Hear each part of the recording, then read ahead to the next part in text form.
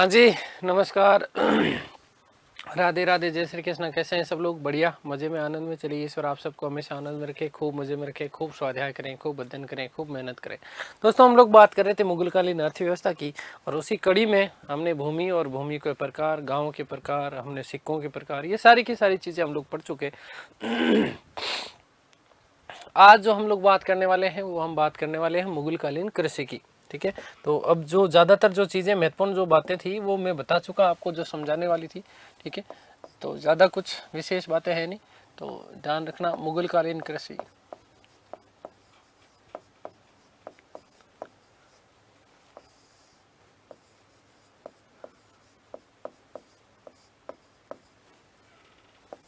मुगलकालीन कृषि। यदि हम बात करें मुगलकालीन कृषि की, तो मुगलकालीन कृषि का जो उल्लेख मिलता है वो हमें मिलता है आईने अकबरी में। इसका वर्णन किया गया है, और आईने अकबरी लिखा किसने? वस्तुतः अबुल फजल ने। यदि हम बात करें मुख्य फसलों की, तो मुख्य फसलें कौन कौन सी? मुगल काल में गेहूं बोया जाता था, बाजरा बोया जाता था, चावल बोया जाता था, और दाल बोई जाती थी। ठीक है, तो याद रखिएगा कि उल्लेख उल्लेख अबुल फजल ने अबुल फजल ने आईने अकबरी में किया है। अकबरनामा का जो तीसरा पार्ट है वो आईने अकबरी कहलाता है बेटा। ठीक है ना।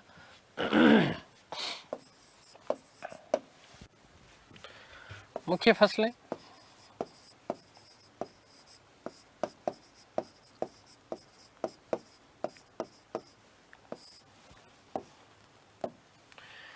तो मुख्य फसलों के रूप में गेहूं,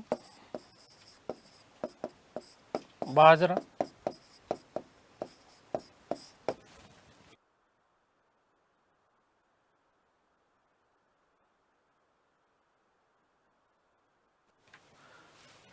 चावल चावल दाल, तिलहन। और वस्तुतः एक चीज और इसमें याद रखना कि नील की खेती भी की जाती थी। किसकी? नील की खेती भी की जाती थी। नील की खेती नील की खेती भी की जाती थी। ठीक है, नकदी फसलों में तो यदि हम बात करें तो कपास, गन्ना, ये नकदी फसलें थी।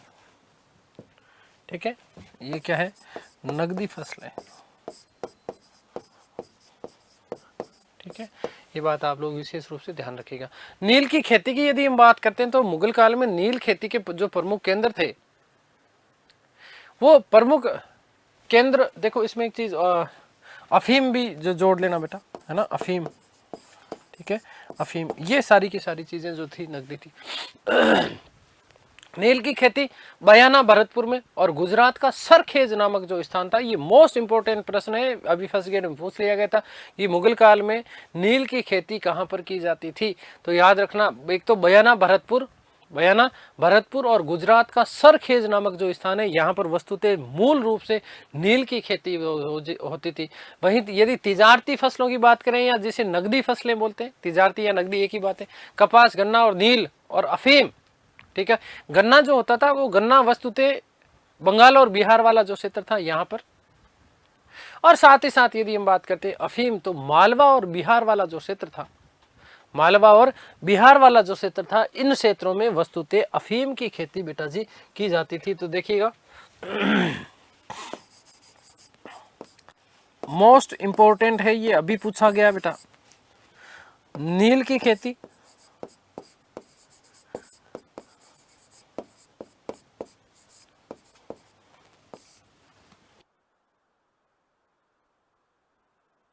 बयाना भरतपुर, राजस्थान,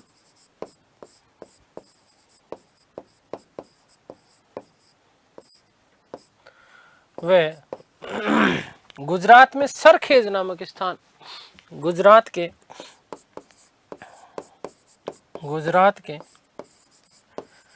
सरखेज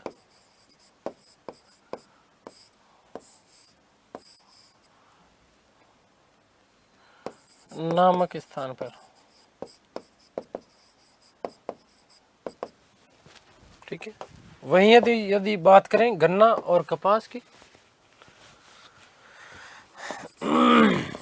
गन्ना वस्तुतः तो बंगाल और बिहार वाला जो क्षेत्र, बंगाल व बिहार,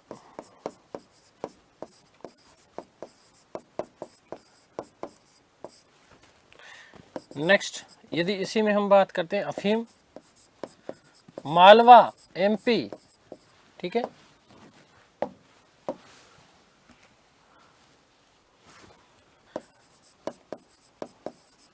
मालवा, मालवा बोले तो क्या बेटा, एमपी, एमपी वे बिहार।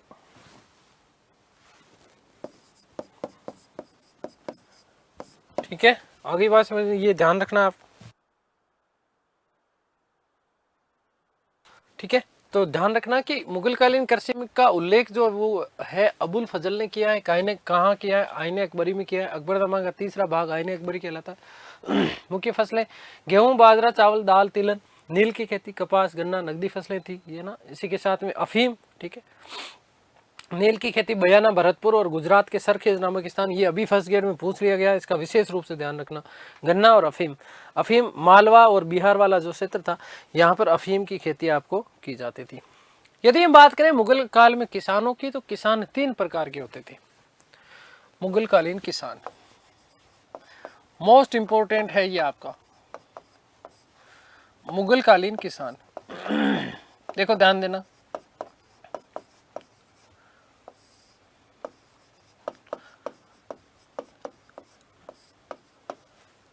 आपका जो प्रश्न आता है ना, वो या तो मुगलकालीन अर्थव्यवस्था से, या फिर मुगलकालीन कला संस्कृति और साहित्य वाला जो पार्ट है। साहित्य से भी बहुत डिफिकल्ट यदि कोई पेपर बनाएगा तो बनाएगा, लेकिन स्थापत्य कला विशेष महत्वपूर्ण बन जाती है, तो वहां से आपका प्रश्न आने की पूरी संभावना है। अर्थव्यवस्था से आपका प्रश्न आता ही है। ठीक है, मुगल काल में ध्यान रखना कि 3 प्रकार के किसान थे। 3 प्रकार के किसान, कितने प्रकार के किसान, 3 प्रकार के किसान। यही क्लास में आप लोगों को याद करवाने वाला हूं, देखिएगा कौन कौन से किसान 3 प्रकार के।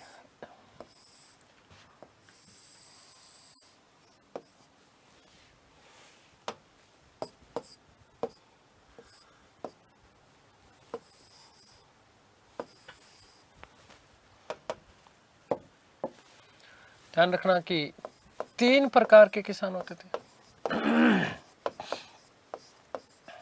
3 प्रकार के किसान,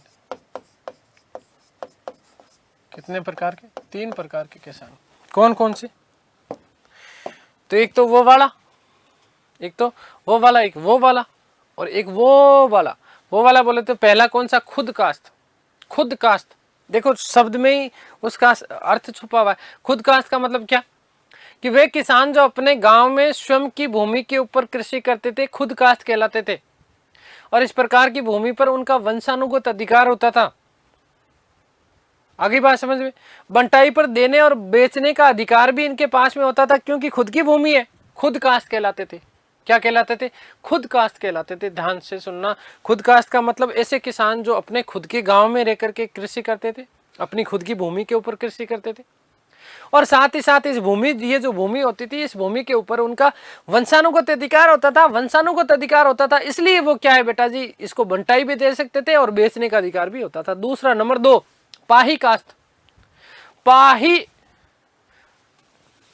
कास्ट पाही कास्ट का मतलब ऐसे किसान जो दूसरे गांव में जाकर के खेती करते थे, है ना, दूसरे गांव में जाकर के क्या करते थे, खेती करते थे। अस्थायी किसान होते थे, बंटाईदार के रूप में कार्य करते थे। बंटाईदार का मतलब समझो पहले,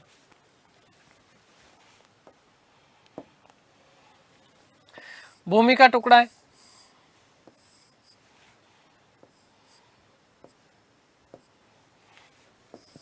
तीन तरीके के लोग हैं, समझना इसको।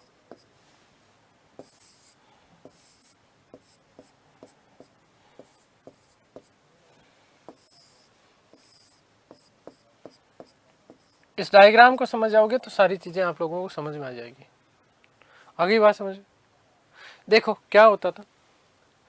पहला व्यक्ति है खुदकास्ट।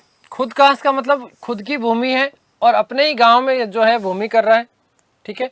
इसकी इच्छा हो तो वो इस भूमि को किराए पे दे सकता था और इस भूमि को बंटाईदार के रूप में भी दे सकता था, बंटाईदार को भी दे सकता था। बंटाईदार का मतलब ये है कि इस व्यक्ति ने केवल भूमि प्रोवाइड करवाई, बाकी का जितना भी काम है वो ये व्यक्ति करेगा। तो वो ये बंटाईदार के रूप में आ गया। किस रूप में? बंटाईदार के रूप में आ गया। समझ गए? अगली बात समझ, खुद कास्ट कहलाया। दूसरा, पाही कास्ट की बात की हमने।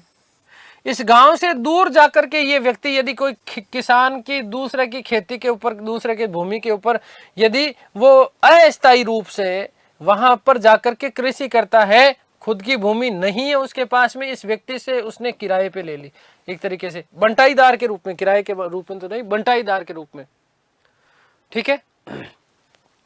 बंटाईदार के रूप में ये इसके पास में आ गया और कि भाई मैं बंटाईदार के रूप में तेरे पास में यहाँ पर काम करना चाहता हूँ। दूसरे के जगह, दूसरे के गांव में जाकर के इसने काम किया, क्या कहलाए? पाही कास्ट। नंबर 3, मुजारियन। तो मुजारियन में आपको शब्द कैसे याद रखना, अन्य भाव में नहीं लेना। एक तो मैं जिस क्लास में जिस रूप में पढ़ाता हूँ, मेरा कोई वो इस तरीके का वो वक्तव्य नहीं होता है कि अन्य पुरुष में कभी भी बात नहीं करता हूँ, केवल आप लोगों के लिए समझाने के लिए बातें होती है। तो उस रूप में ध्यान रखना कि मुजारियन में याद रखना, मुजरा करेगा।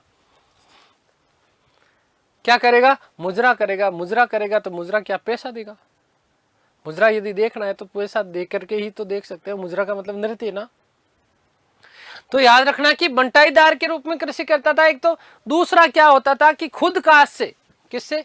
ये जो खुद कास्ट था, इस खुद कास्ट से जमीन किराए के ऊपर लेकर के ये क्या करता था? किराया देता था इस जमीन का, और जो है किस रूप में कार्य करता था? मुजारियन के रूप में। किराया देकर के वहां पर कृषि कर लेते थे कि भाई तू तो एक काम कर, जितना होगा वो मेरा है, नहीं होगा तो मेरा है, अकाल पड़ा तो मेरा है, अतिवृष्टि हुई तो मेरा। तू आपकी केवल, आप मुझे केवल और केवल क्या दे दो? भूमि दे दो। क्या दे दो? भूमि दे दो। तो इस भूमि के ऊपर जो है मैं केवल और केवल जो है क्या करूंगा? कृषि करूंगा। तो ऐसे किसान जो खुद कास्ट से भूमि जो है किराए के ऊपर लेते थे, क्या कहलाते थे? मुजारियन कहलाते थे। क्या कहलाते थे? मुजारियन कहलाते थे। तो 3 प्रकार के किसानों की हमने चर्चा की। मेरे को लगता है कि अब आपको समझ में आ गया होगा। नंबर 1, खुद कास्ट। खुद कास्ट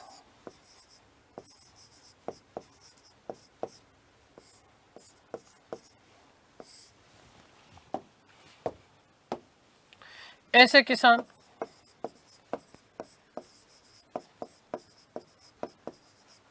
जिनकी स्वयं की भूमि होती थी, जिनकी स्वयं की भूमि होती थी,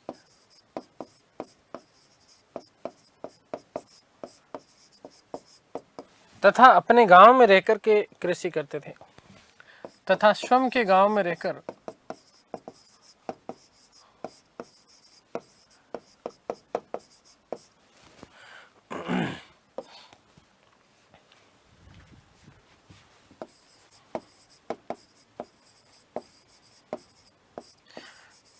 कृषि करते थे।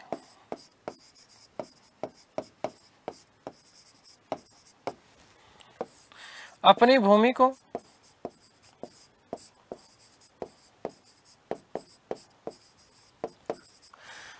बंटाई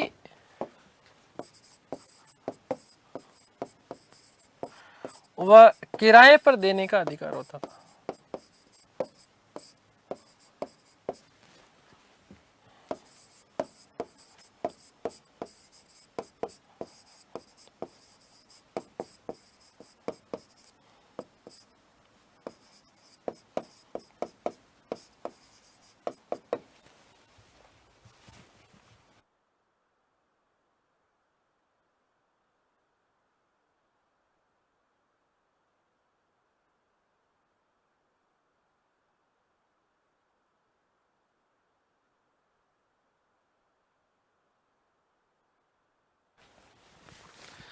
नंबर 2, पाही कास्त।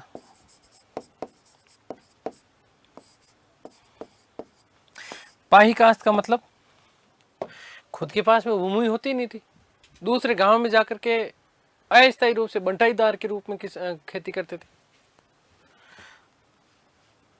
श्रम की भूमि नहीं होती थी।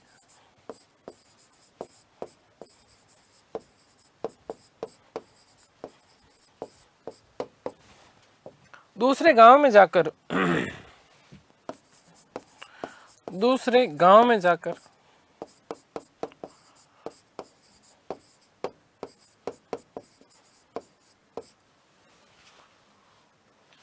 अस्थायी बंटाईदार के रूप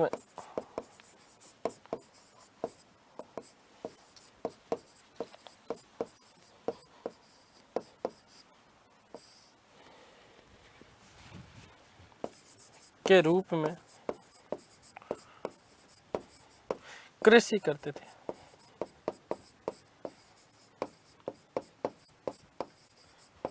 ठीक है, और लास्ट मुजारियन।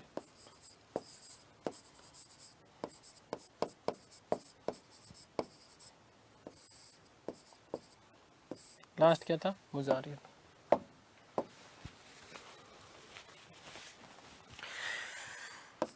खुद काश्त से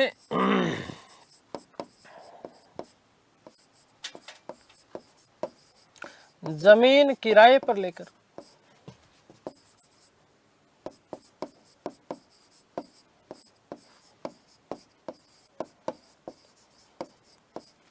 खेती करते थे।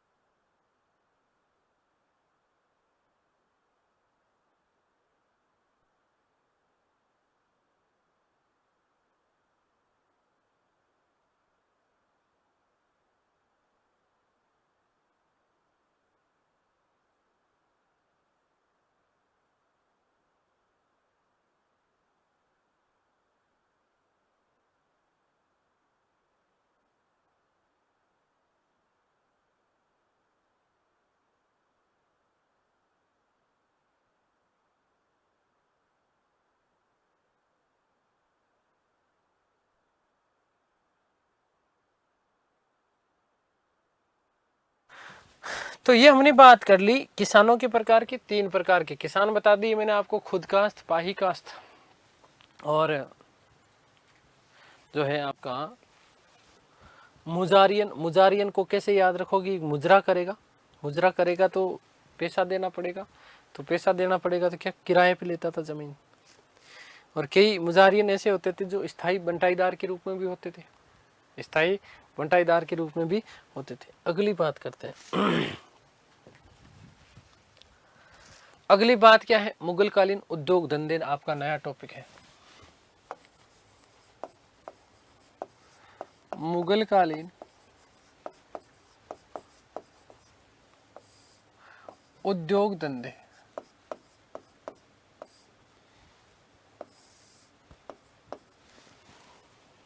देखिए ध्यान से सुनिएगा। पहले सूती वस्त्र उद्योग सबसे प्रमुख उद्योग माना जाता है। मुगल काल का सर्वाधिक निर्यात होता था सूत का, सर्वाधिक निर्यात का मतलब बाहर भेजा जाता था।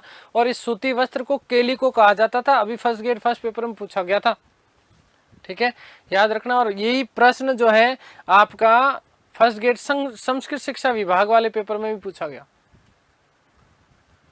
ठीक है। आगे बात समझ ध्यान रखना इसका, तो बहुत महत्वपूर्ण प्रश्न बन जाता है ये शिक्षक भर्ती परीक्षा के दृष्टिकोण से, कि मुगलकालीन सूती वस्त्र को क्या कहा जाता था? केलिको कहा जाता था। केलिको कहने के पीछे भी प्रमुख कारण माना जाता है, क्योंकि ज्यादातर जो इसका निर्यात है वो कालीकट बंदरगाह के माध्यम से होता था और इसीलिए पुर्तगाली और यूरोपीय जो व्यापारी थे इसको केलिको कह देते थे। क्या कह देते थे? केलिको कहते थे। दूसरा कारण इसके पीछे और कारण कि कच्चा माल यहाँ से भारत से जाता था बाहर यूरोप में, और यूरोप में वही जो माल है वो पका करके वहां से आता था, है ना, तैयार माल वापस आता था। केलिको कहते थे उसको वहां पर। क्या कहते थे? केलिको। वहीं यदि हम बात करें तो मुगल काल में रेशमी जो वस्त्र था, इस रेशमी वस्त्र को पटोला कहा जाता था। क्या कहा जाता था? पटोला। और रेशमी वस्त्र के प्रमुख केंद्र कौन कौन सी? ढाका, ढाका की मलमल, आगरा, कश्मीर, लाहौर और दिल्ली, ये रेशमी वस्त्र के प्रमुख केंद्र हुआ करते थे। याद रखिए। इत्र, इत्र का मतलब आप समझते हो ना, जो डीओ लगाते हो ना, परफ्यूम वर्फ्यूम, जो लोग नहाते नहीं है ना, हमारी टेक्निकल टीम के अधिकारी जैसे, है ना, बैग में रखते हैं वो, फिर नहा धो करके आते नहीं है, फिर छू छू करते हैं ताकि अंदर की बदबू नहीं आए, बाहर की बदबू। समझ गए आप? खैर, तो ध्यान रखना, इत्र जौनपुर, गुजरात और केंद्र, ये प्रमुख केंद्र थे। क्या का? जौनपुर और गुजरात इसके प्रमुख केंद्र थे। ठीक है। जब जहांगीर की बात करते हैं तो जहांगीर के काल में नूरजहां की माता और नूरजहां की मां ने वस्तुतः आना सागर अजमेर में गुलाब से इत्र बनाने की विधि का आविष्कार किया था। ये बात आपके लिए विशेष बन जाती है। गुड़ और चीनी, बंगाल, गुजरात और पंजाब, ये जो क्षेत्र थे ये प्रमुख गुड़ और चीनी के प्रमुख क्षेत्र थे। कालीन, कालीन समझते हो ना आप? चटाई, आगरा, मुल्तान, जौनपुर और फतेहपुर, यहां से कालीन मंगाए जाते थे। ठीक है ना। तो याद रखिएगा, मुगल कालीन उद्योग की यदि हम बात कर लेते हैं तो सूती वस्त्र उद्योग,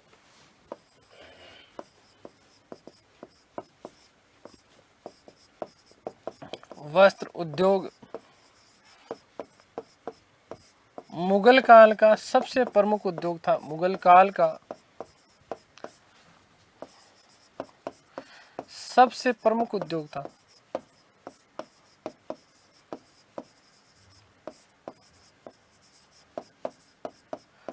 जिसका सर्वाधिक निर्यात होता था।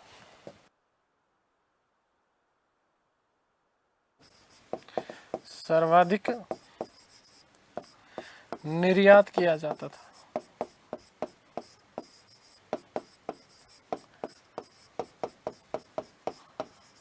भारतीय सूती वस्त्र को केलिको कहा जाता था। मोस्ट इंपोर्टेंट प्रश्न बनता है, याद रखिएगा बेटा जी, कि सूती वस्त्र को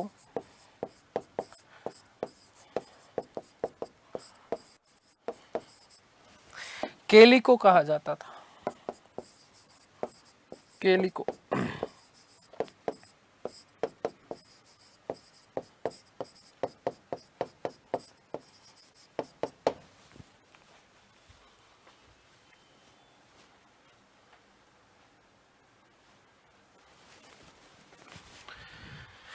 नेक्स्ट, रेशमी वस्त्र को पटोला कहा जाता था।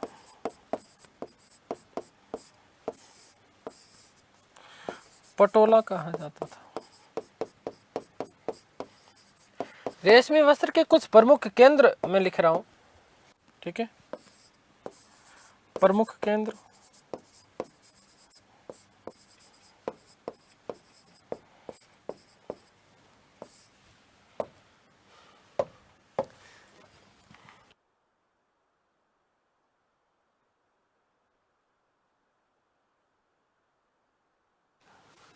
ढाका, ढाका की मलमल विश्व प्रसिद्ध थी, याद रखना। आगरा, कश्मीर, आगरा, कश्मीर, लाहौर और दिल्ली, लाहौर व दिल्ली, दिल्ली दिल है हिंदुस्तान का, है ना।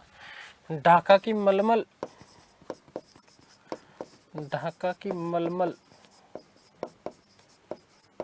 विश्व प्रसिद्ध थी।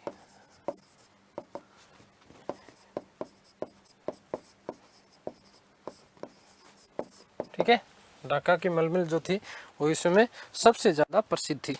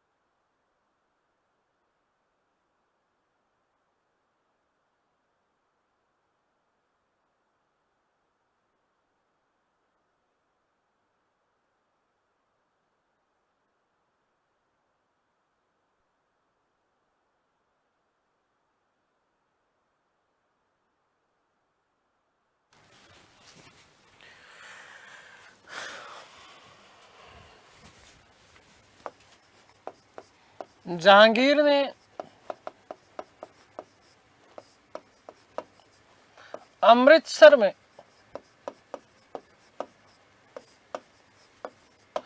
सूती वस्त्र उद्योग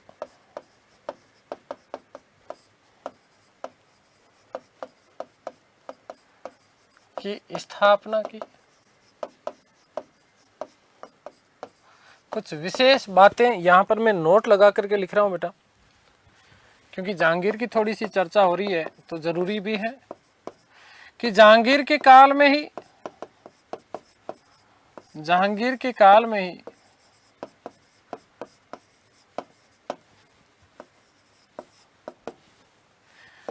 1605-6 ईस्वी में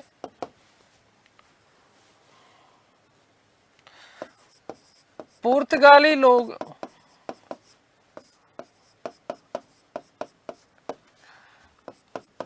तंबाकू भारत लेकर आए।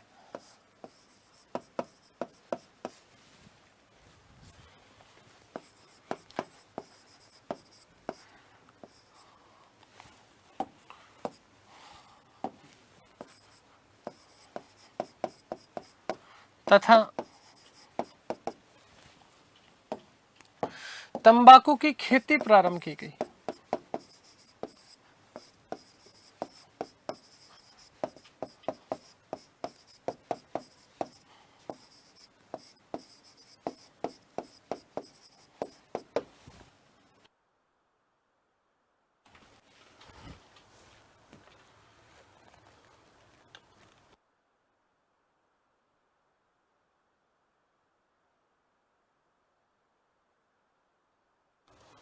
ठीक है, याद रखना। देखो तंबाकू की खेती जहांगीर के काल में पुर्तगाली जो लोग थे, कौन? पुर्तगाली। सबसे पहले पुर्तगाली आए भारत में। यूरोपियों के आगमन के क्रम में यदि हम बात करें, सबसे पहले पुर्तगाली आई 1498 में, है ना। वास्को डी गामा कालीकट बंदरगाह पर आया था। कालीकट का हिंदू शासक हुआ करता था जिसका नाम था जमोरिन। ठीक है, ये 2015 फर्स्ट ग्रेड पेपर में पूछा गया था जमोरिन वाला प्रश्न। खैर, तो 16वीं शताब्दी 1599 में अकबर के काल में ब्रिटिश ईस्ट इंडिया कंपनी की स्थापना होती है। ठीक है, और यहीं से जब अकबर की मृत्यु हो जाती है 1605 में, तो 25 अक्टूबर 1605 अकबर की मृत्यु। कई जगह और भी दूसरी भी डेट मिलती है, खैर हमारे काम की नहीं है, ध्यान रखना।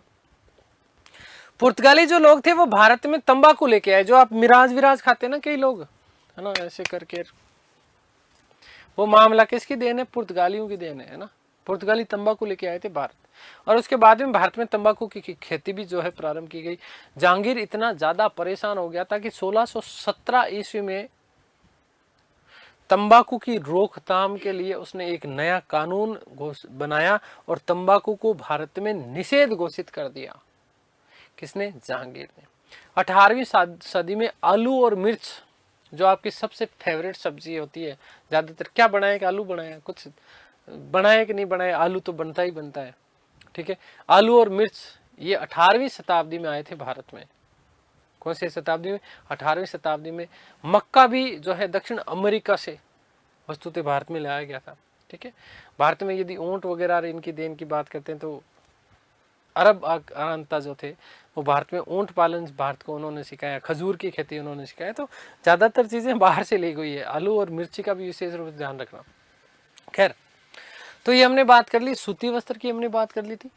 ठीक है, सूती वस्त्र का उद्योग की स्थापना जहांगीर ने कहाँ पर की है? अमृतसर में की है। जहांगीर के काल में जो याद रखना विशेष रूप से तंबाकू भारत में आई है। लाने का श्रेय किसको जाता है? पुर्तगालियों को जाता है। किसको? पुर्तगालियों को जाता है। रेशमी वस्त्रों को पटोला कहा जाता था। प्रमुख केंद्र मैंने आपको बता दिए, ढाका, आगरा, कश्मीर, लाहौर और दिल्ली। ठीक है, ये इसके प्रमुख केंद्र हुआ करते थे। इत्र, सेंट,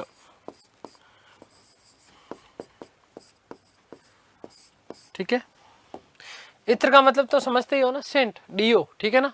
इत्र के जो प्रमुख केंद्र थे वो कौन कौन से? जौनपुर और गुजरात। लेकिन जहांगीर के काल में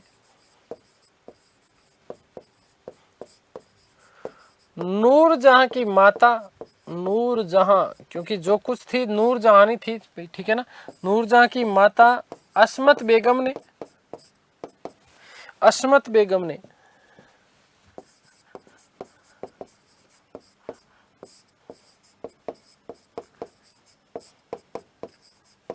गुलाब से इत्र बनाने की विधि का आविष्कार किया।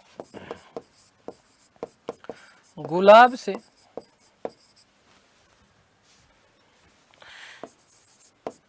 इत्र बनाने की विधि का आविष्कार किया। बनाने की विधि का आविष्कार किया।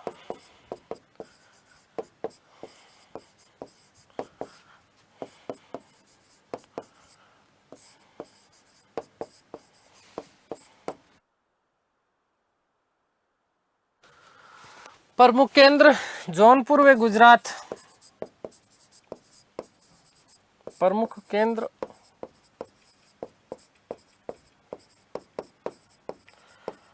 जौनपुर व गुजरात, ये प्रमुख इसके इत्र बनाने के केंद्र हुआ करते थे। इनका ध्यान रखना आप। ठीक है,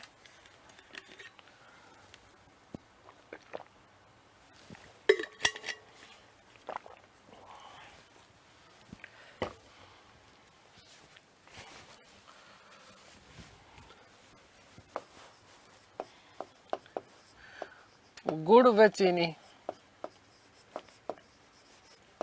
ठीक है, गुड़ व चीनी। गुड़ व चीनी के प्रमुख केंद्रों की यदि हम बात करें तो बंगाल, गुजरात और पंजाब। बंगाल, गुजरात और वे पंजाब। बंगाल, गुजरात व पंजाब। ठीक है, ये आपके विशेष प्रश्न आपके बन गए। कालीन, ध्यान रखना, कालीन। ठीक है, ये पूछा हुआ है। कालीन के लिए मुगल काल में कौन कौन से केंद्र, प्रमुख केंद्र हुआ करते थे? तो कालीन के लिए याद रखना आगरा, मुल्तान, जौनपुर और फतेहपुर। आगरा, मुल्तान, जौनपुर व फतेहपुर। ठीक है, ये प्रमुख केंद्र थे किसके? कालीन के। अगली बात, मोस्ट इम्पोर्टेंट, जहां से प्रश्न पूछा जा चुका है और आता भी प्रश्न है, ये आपका टॉपिक महत्वपूर्ण है। इसमें देखो, मुगलकालीन कृषि में कुछ नहीं, थोड़ा सा जो हमने बात की रेशमी वस्त्रों की, अफीम वाले जो क्षेत्र थे उन क्षेत्रों का थोड़ा सा ध्यान रखना। सूती वस्त्र का ध्यान रखना कि सूती वस्त्र को क्या कहा जाता था। ठीक है, कालीकट बंदरगाह के माध्यम से क्या होता था? व्यापार होता था। तो ये आपके लिए विशेष प्रश्न आपके बन जाते हैं। थोड़ा सा अस्मत बेगम वाला भी प्रश्न आपसे पूछा जा सकता है। ठीक है, याद रखना हम बात कर रहे हैं मुगलकालीन व्यापारी कौन कौन से थे। मुगलकालीन व्यापारियों को क्या कहा जाता था? तो मुगलकालीन व्यापारी विशेष रूप से दो प्रकार के व्यापारी हुआ करते थे। एक तो थोक, मतलब होलसेल में देने वाले। क्या चीज बेटा? थोक में देने वाले, थोक के भाव से देने वाले, है ना, होलसेल में देने वाले। बड़े जो व्यापारी होते थे उनको सेठ, बोहरा और मोदी कहा जाता था। बड़े जो व्यापारी थे थोक। फुटकर जो मेरे जैसे छोटे व्यापारी, खुदरा व्यापारी कहते होते थे, उनको वणिक कहा जाता था, ठीक है ना। मुगल कालीन व्यापारी, मुगल कालीन व्यापारी,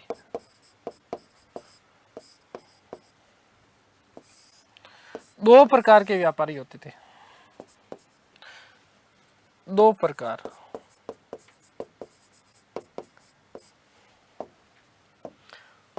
एक तो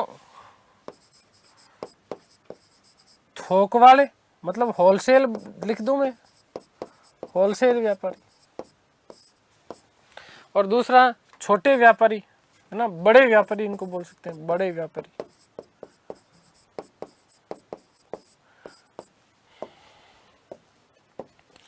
दूसरा कारण खुदरा व्यापारी, खुदरा या फुटकर जिसको बोलते हैं, ठीक है, छोटे व्यापारी होते थे, ठीक है बेटा जी।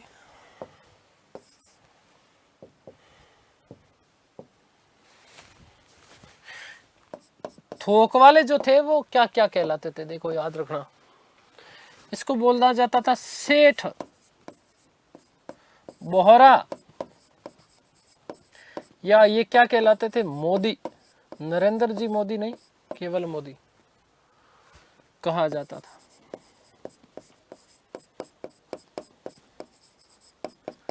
और वहीं यदि हम बात कर लें खुदरा या जो छोटे व्यापारी होते थे उनको वणिक कहा जाता था, वणिक कहा जाता था।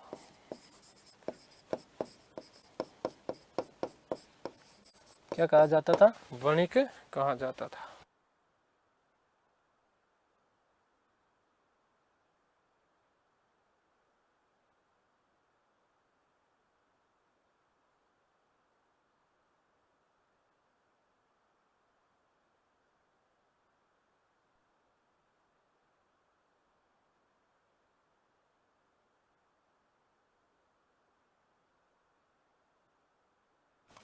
ठीक है, नोट,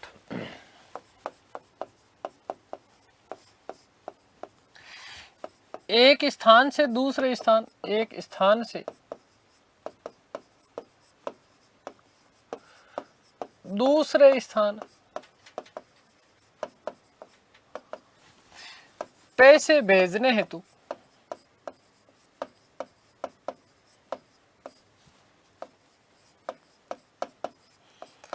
हुंडी का प्रयोग किया जाता था।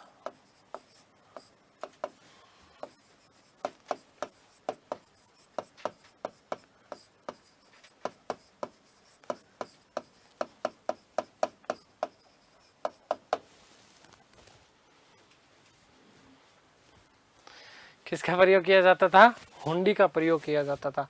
आगे बात समझ, अब ये बड़ा खतरनाक वाला टर्म आ गया, एक हुंडी, ठीक है, केवल दिमाग में रखना हुंडी क्या होता है। यूपीएससी में पूछा जा चुका है, आरएस में पूछा जा चुका है, बहुत महत्वपूर्ण है, ध्यान से सुनना।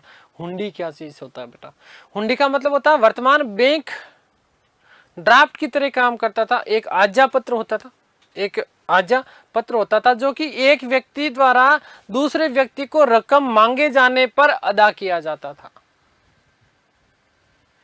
और इसमें पूरा का पूरा विवरण देना होता था। क्या विवरण देना होता था, ध्यान से सुनना, कि किस व्यक्ति को कितनी रकम अदा करनी है, किस व्यक्ति को कितनी रकम अदा करनी है। साथ ही साथ याद रखना कि हुंडी का प्रयोग जो है केवल सर्राफों के द्वारा, सर्राफ बोले तो क्या, सुनार जो लोग होते हैं, ज्वेलर्स, ठीक है, इन ज्वेलर्स के द्वारा किया जाता था। उनके पास में भाई पैसा होता था खूब। और फिर इसमें एक चीज, मुद्रा की परख करने वाला व्यक्ति भी होना जरूरी था कि कहीं कोई हुंडी जो है वो गलत तो नहीं है। सर्राफ क्या होता है पता है ना, मुद्रा का जो लेन देन करने वाला व्यक्ति क्या कहलाता था, आपका सर्राफ कहलाता था। और ये लोग जो है कमीशन लेकर के कार्य करते थे। बस केवल इतना सा दिमाग में याद रखना कि बैंक ड्राफ्ट की तरह कार्य करता था, है ना। और हुंडी का प्रयोग जो है किसके द्वारा, सर्राफों के द्वारा। सर्राफ बोले तो सुनार, सुनार बोले तो क्या, ज्वेलर्स, इनके द्वारा किया जाता था। एक तरीके से विनिमय पत्र बोल सकते हैं हम इसको, एक्सचेंज, है ना, विनिमय पत्र बोल सकते हैं। उस जिस व्यक्ति के मेरे पास में जैसे एक आज्ञा पत्र दे दिया कि भाई ये व्यक्ति आएगा आपके पास में, ठप्पा लगा हुआ होता था मुगलकालीन जो भी व्यक्ति जो हुंडी जारी करते था, तो और कि इस व्यक्ति को इतना इस पेपर के बदले जो है इतनी रकम अदा कर दी जाए। ये चीज आपकी क्या कहलाती थी? हुंडी कहलाती थी। क्या कहलाती थी? हुंडी। वर्तमान यदि बैंक चेक की यदि हम बात करें तो ठीक इसी प्रकार से तो होता ना, चेक दे दिया जाता आपको, बैंक में जाकर के भुना लो। अब सर्राफों की जगह अब क्या आ गए? बैंक आ गए बड़े बड़े। ठीक है, आगे बात समझे। तो ये बात विशेष रूप से याद रखना, हुंडी क्या होता था। ठीक है, हुंडी का बात मैंने आप लोगों को बता दिया है, ज़्यादा महत्वपूर्ण नहीं है। केवल और केवल इतना ही आपको शब्द याद रखना है कि किसके माध्यम से? तो हुंडी के माध्यम से। ठीक है, किसके माध्यम से? हुंडी के माध्यम से।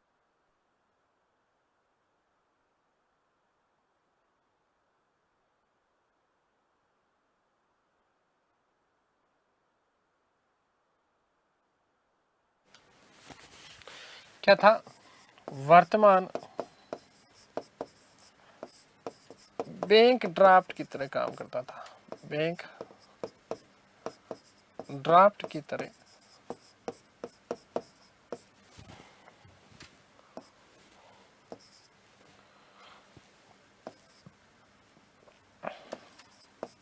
काम करता था।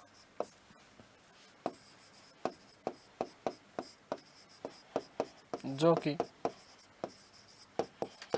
एक आज्ञा पत्र होता था।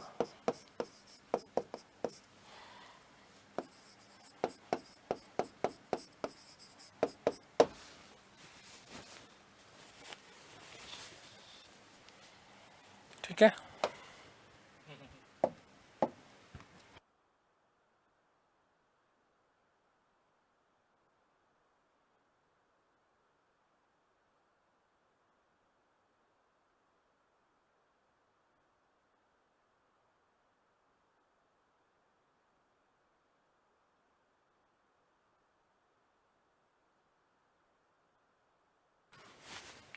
नेक्स्ट मुगलकालीन व्यापारी, नया टॉपिक है, ध्यान दीजिएगा।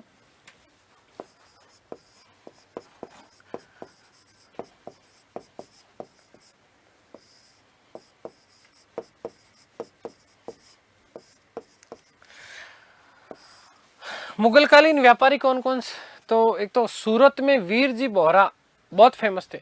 मध्यकालीन भारत में विश्व का सबसे धनी व्यक्ति माना जाता था वीर जी बोहरा, और ऐसा कहा जाता कि इसने 1639 में शाहजहां से मिलकर के सूरत के गवर्नर, इसने जो है सूरत के गवर्नर के दुष्कर्मों की जानकारी दी कि किस प्रकार से सूरत का जो गवर्नर है वो भारतीय लोगों का शोषण कर रहे हैं और ज्यादा से ज्यादा जो है रेवेन्यू वसूल कर रहा है। नाम क्या था? वीर जी बोहरा। मोस्ट इंपोर्टेंट बन जाता है, याद रखिएगा। ठीक है, आगे बात समझ में। चलिए, तो वीर जी बोहरा आपको याद रखिएगा, बहुत महत्वपूर्ण है कि मध्यकालीन भारत में विश्व का सबसे धनी व्यक्ति माना जाता था कि सूरत में जो रहता था। सूरत देखनी है किसकी? वीर की। और वीर जी कौन? बहरा, बोहरा, बहरा नहीं। चलिए ठीक है, आगे बात समझे। तो नंबर 1, सूरत के कौन? वीर जी बोहरा, गुजरात में, सूरत गुजरात, वीर जी बोहरा। मध्यकालीन भारत का, मध्यकालीन भारत में, मध्यकालीन भारत में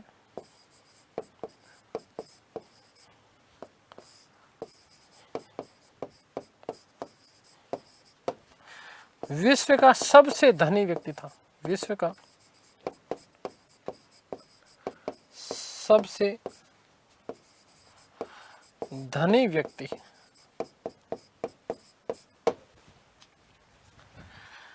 वीर जी बोहरा ने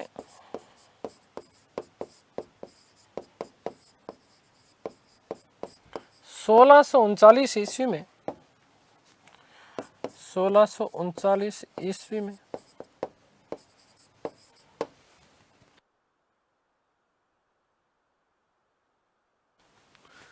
शाहजहां से मिलकर, ये प्रश्न पूछा जा चुका, ध्यान रखना, शाहजहां से मिलकर सूरत के गवर्नर की, सूरत के गवर्नर द्वारा की जा रही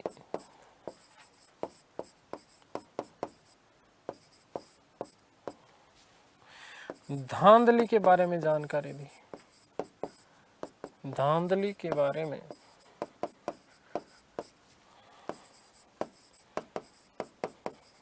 जानकारी दी।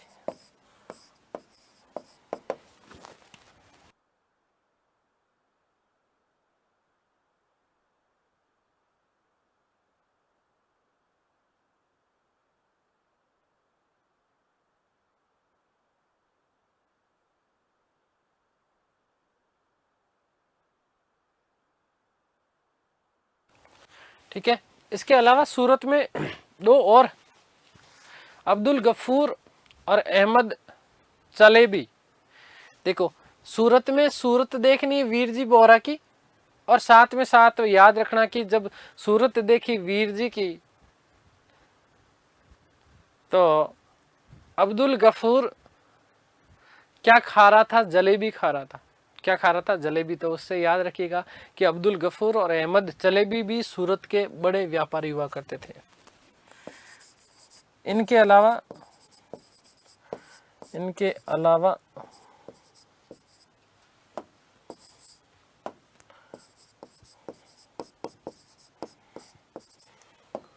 अब्दुल गफूर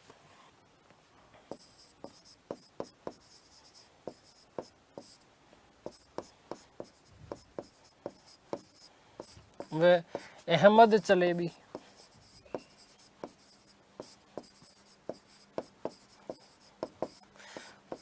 प्रमुख व्यापारी थे।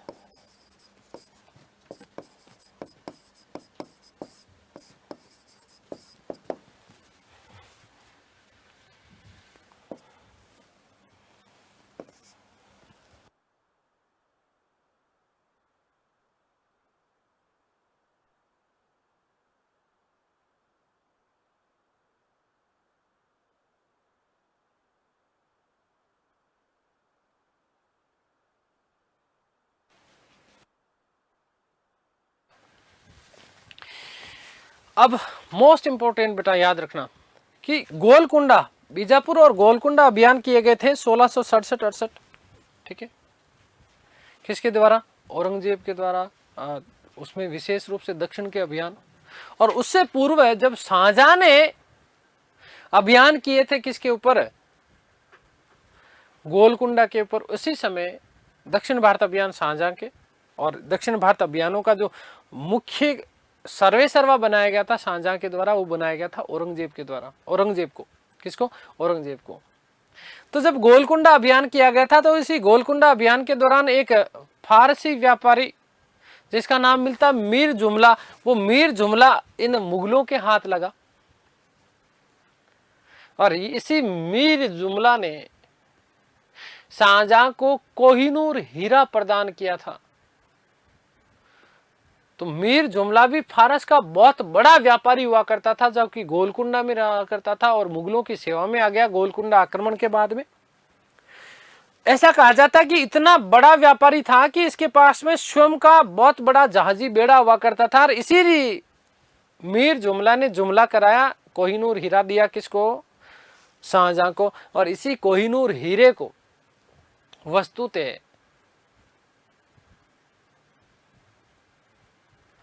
तख्ते ताउस में लगवाया गया था, किसके द्वारा? शाहजहां के द्वारा। और ये वही तख्ते ताउस है जिसे मयूर सिंहासन कहा जाता था, जिसके वास्तुकार बेबादल खान। कौन? बेबादल खान। और सबसे महत्वपूर्ण बात बेटा जी याद रखिएगा इसी में, कि इसी मयूर सिंहासन को 1739 में नादिर शाह लूट करके अपने साथ ईरान ले गया था। यदि हम बात करें इस कोहिनूर हीरे के थोड़ी सी पुरानी बातों की, तो सबसे पहले जब अलाउद्दीन खिलजी ने दक्षिण भारत में अभियान किए थे तो इन्हीं दक्षिण भारत अभियान के दौरान कोहिनूर हीरा सबसे पहले हाथ लगा था किसके पास में? अलाउद्दीन खिलजी के बाद में मालवा के जो शासक हुआ करते थे इनके पास में चला गया, जहां से हुमायूं के कुछ हाथों में ये हीरा लगा था, बाबर के साथ में जब था, ठीक है। उसके बाद में बीच में फिर कई आक्रमण हुए, तो ये कोहिनूर हीरा बड़ा खतरनाक वाली चीज। खैर, तो याद रखना कि गोलकुंडा में कौन? मीर जुमला, शाहजहां को कोहिनूर हीरा दिया, ठीक है। ज़्यादा अपन कोहिनूर हीरे के बारे में अभी बात नहीं करेंगे, आउट ऑफ बात हो जाएगी, ठीक है। जल्दी जल्दी चीज़ें आप लोगों को करवाना। कोरोमंडल में याद रखना एक व्यक्ति था जिसका नाम था मलय चट्टी, काशी में वीरन्ना सुनकर चट्टी, सुनकाराम, है ना, सुनकाराम। मारवाड़ का ये मोस्ट इंपोर्टेंट पूछा जाता है, ध्यान से सुनना। हीराचंद साहू सबसे प्रसिद्ध व्यापारी था मुगल काल का। सबसे प्रसिद्ध व्यापारी कौन था? हीराचंद साहू, जो कि मारवाड़ का था, याद रखना, ठीक है।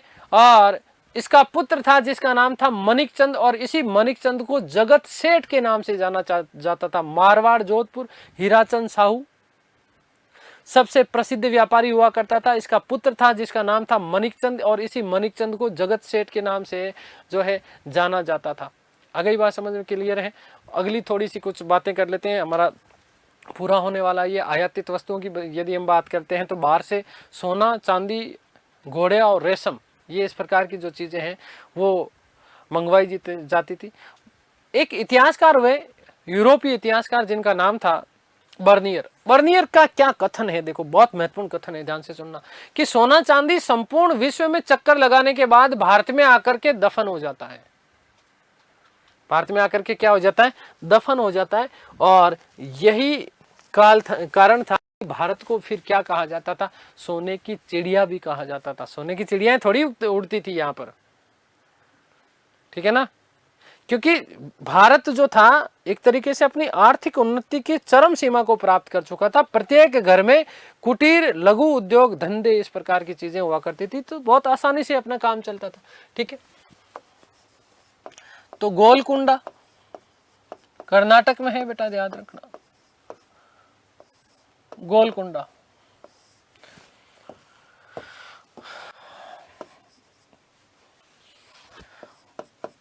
गोलकुंडा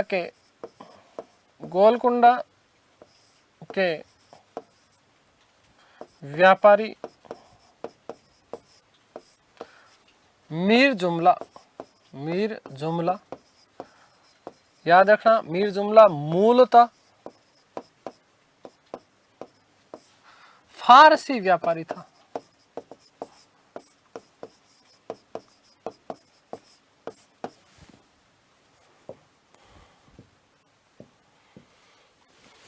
मीर जुमला ने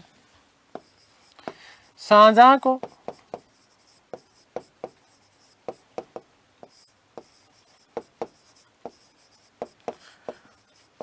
कोहिनूर हीरा प्रदान किया।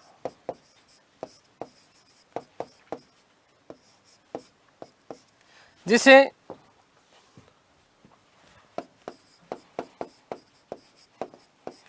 शाहजहां ने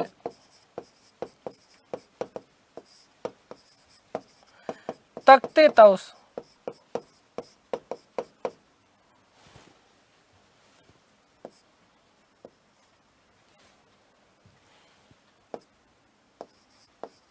या जिसे मयूर सिंहासन कहा जाता है, तख्ते तौस में लगवाए।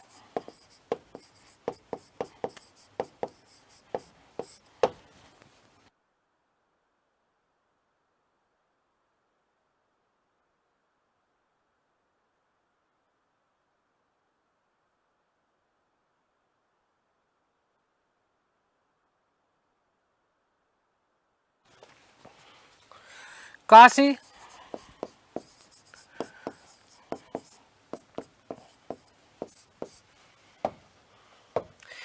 में वीरन्ना व सुनकाराम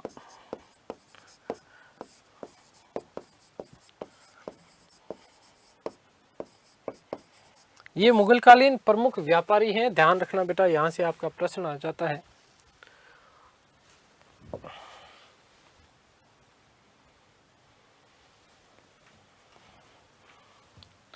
मारवाड़,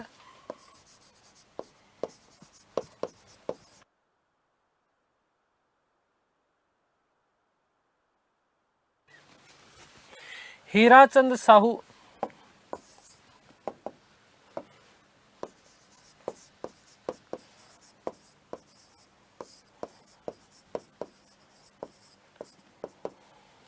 ध्यान रखना मुगल काल का सबसे प्रसिद्ध व्यापारी माना जाता है।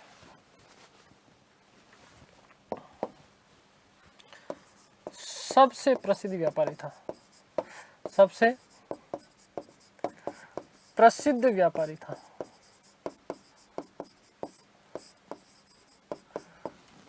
इसके पुत्र मणिकचंद को जगत सेठ के नाम से जाना जाता था। इसका पुत्र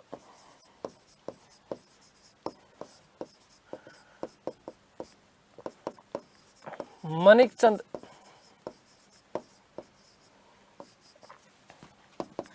जगत सेठ के नाम से विख्यात था।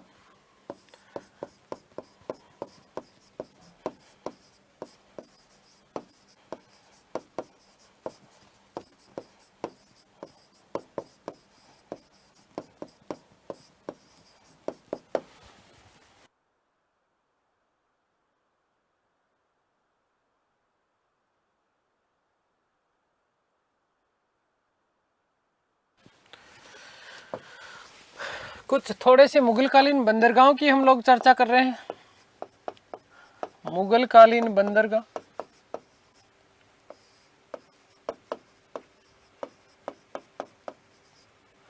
ठीक है, कौन कौन से मुगलकालीन बंदरगाह थे उनके बारे में हम लोग बात करते हैं। देखो, सिंध में एक बंदरगाह था जिसे लाहौरी कहा जाता था। क्या कहा जाता था? लाहौरी। गुजरात में सूरत, बड़ौच और खंबात।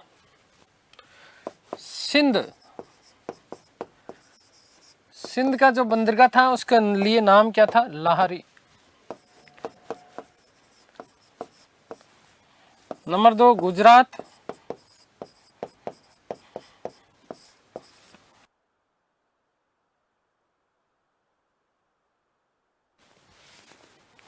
सूरत, बड़ौच और खंबात।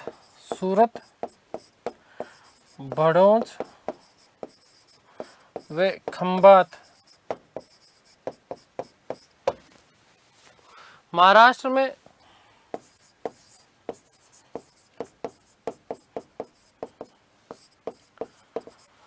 प्रमुख जो बंदरगाह थे उनके नाम याद रखना बेटा। बसाई, महाराष्ट्र को पहले बसाना है।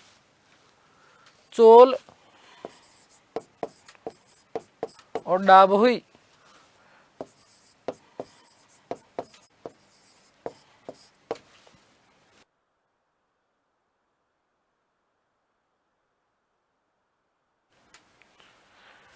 कर्नाटक,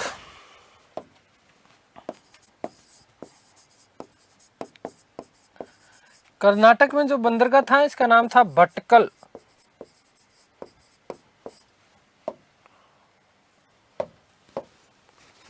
आंध्र प्रदेश,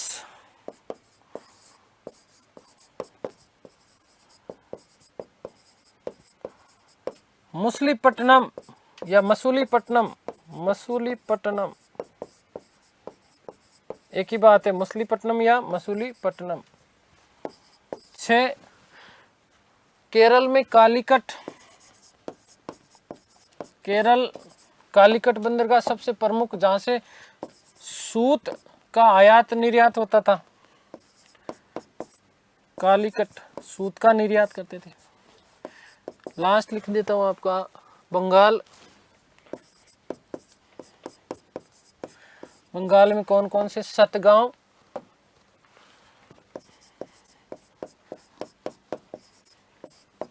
चटगांव, श्रीपुर, हुगली, श्रीपुर, हुगली और सोनार गांव।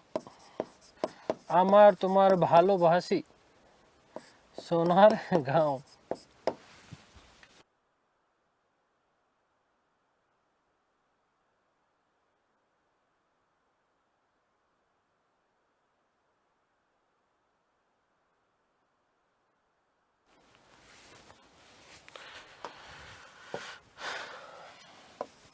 नोट कि मुगल काल में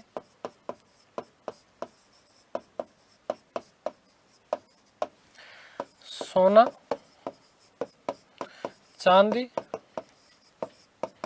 रेशम व घोड़े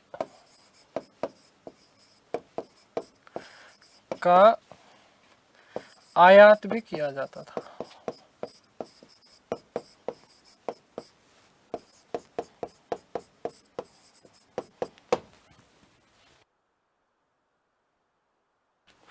ठीक है, तो ये सारी की सारी बातें हो गई।